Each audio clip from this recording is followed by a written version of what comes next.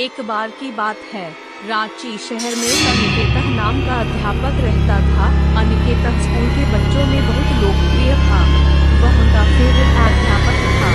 समय के बाद वह अपने घर पर ही बच्चों को पढ़ाता था, पर अब तो उनकी शादी हो गई है। जब उनकी शादी नहीं हुई थी, तब उन्होंने अपने घर में एक बहुत डरावना अनुभव किया था। सुबह की ठंडी हवा चल रही है और वह अपनी आराम कुर्सी पर बैठकर आराम फरमा रहे थे। तभी अचानक से उनके घर की कोठरी का दरवाजा अपने आप खुल गया। इस तरह से दरवाजा खुलने से वह बुरी तरह से डर गए। घर पर वह अकेले ही रहते थे, कोई उनके साथ नहीं रहता था।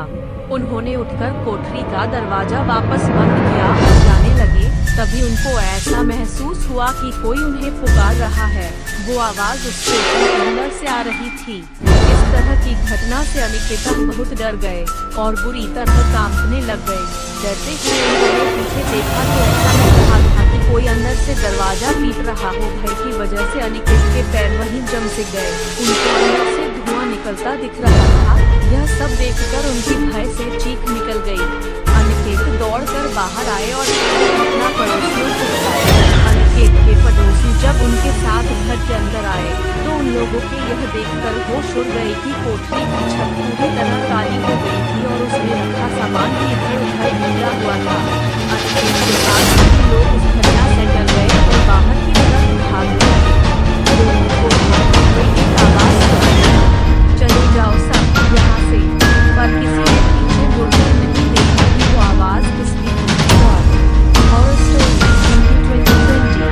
इस डरावने अनुभव के बाद अपने माँ पिताजी के पास काम चले गए।